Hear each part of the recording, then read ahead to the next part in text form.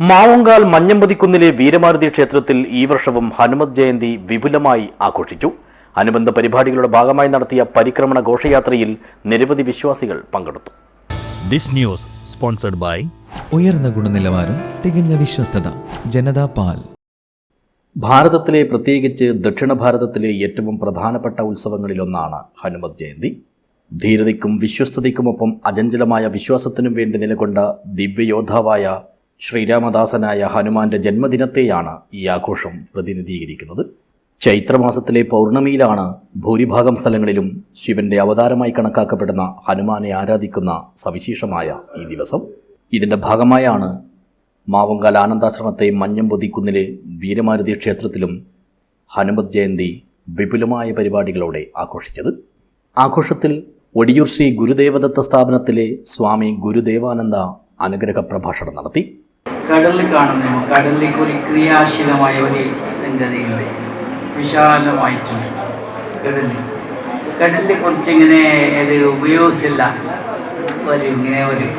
അപ്പോൾ അകത്ത് ഈ കടലിൽ അത് ഉപയോഗിച്ച് വരും കഷ്ടങ്ങൾ സുഖങ്ങൾ രണ്ടുമുണ്ട്. സുഖസ്യാനന്തരം ദുഃഖം, ദുഃഖസ്യാനന്തരം സുഖം. ചക്രവർത്തി പരിവർത്തനത്തെ സുഖാനിച്ച ദുഃഖാനിച്ച രണ്ട് കാണാൻ എല്ലാവർക്കും സുഖമുണ്ട് കഷ്ടമുണ്ട്. കുറേ സ്ഥലത്ത് നിൽക്കലില്ല, സുഖമായിട്ട് അടഞ്ഞ് നിൽക്കില്ല, പിന്നെ കഷ്ടമായിപ്പോകും, കഷ്ടം അടഞ്ഞ് നിൽക്കില്ല, പിന്നെ സുഖമായിപ്പോകും. ചക്രവിലെങ്ങനെ തിരിഞ്ഞു. സനാതന ധർമ്മശാല സംയോജകൻ രാജേഷ് നാദാപുരത്തിന്റെ ആധ്യാത്മിക പ്രഭാഷണവും ഉണ്ടായിരുന്നു. മഹാവിഷ്ണുവിന്റെ ഒരു കൈയിൽ ശംഖുണ്ട്. ശംഖ് ഒരു ജലജീവിയാണ്. മാംസത്തെ മാറ്റി ശംഖൂതിയപ്പോൾ ഓങ്കാരമായി മാറി. ഓം ഏകാഭിഷണമോ ബ്രഹ്മ, പ്രണവാകാരമാണ് ശംഖ്. രണ്ടാമത്തെ കയ്യിൽ ചക്രമാണ്. ചക്രം നിരന്തരം കറങ്ങുന്നതാണ്. ചലനം ചലനം രാപ്പകൽ ചലനം, ചലനം എന്നതേ ജീവിതധർമ്മം. നിശ്ചലഭാവം, നിഷ്ക്രിയഭാവം.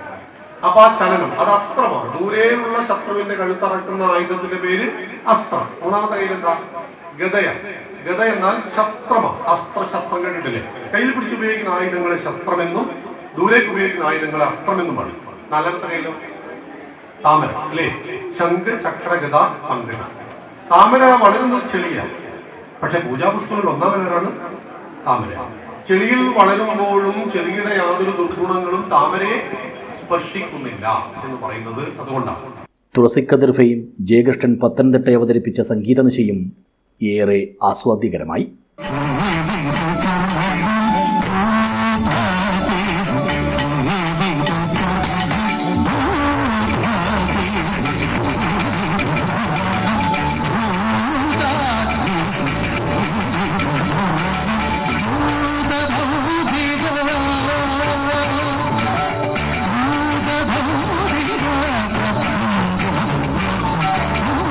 ബ്രഹ്മശ്രീ എടമന ഈശ്വരൻ തന്ത്രിയും മകൻ എടമന ശ്രീധരൻ നമ്പൂതിരിയും പൂജാതി ചടങ്ങുകൾക്ക് കാർമ്മികത്വം വഹിച്ചു.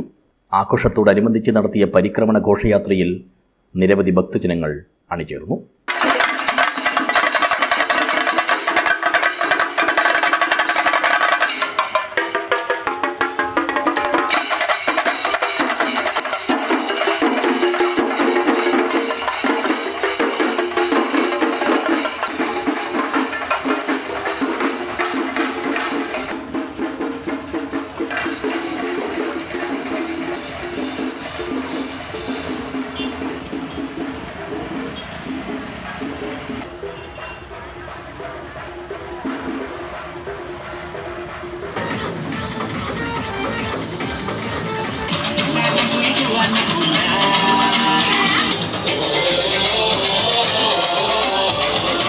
വാദ്യമേളങ്ങളുടെയും മുത്തുക്കുടകളുടെയും വേഷഭൂഷാദികളുടെയും ഗോപികാ നൃത്തങ്ങളുടെയും അകമ്പടിയോടെ നടന്ന ഘോഷയാത്ര പിന്നിട്ട വഴികളെ ആകർഷകമാക്കി. ഏപ്രിൽ 11-നാണ് ക്ഷേത്രത്തിലെ പ്രതിഷ്ഠാദിനാഘോഷം. News bureau, Kanhangad.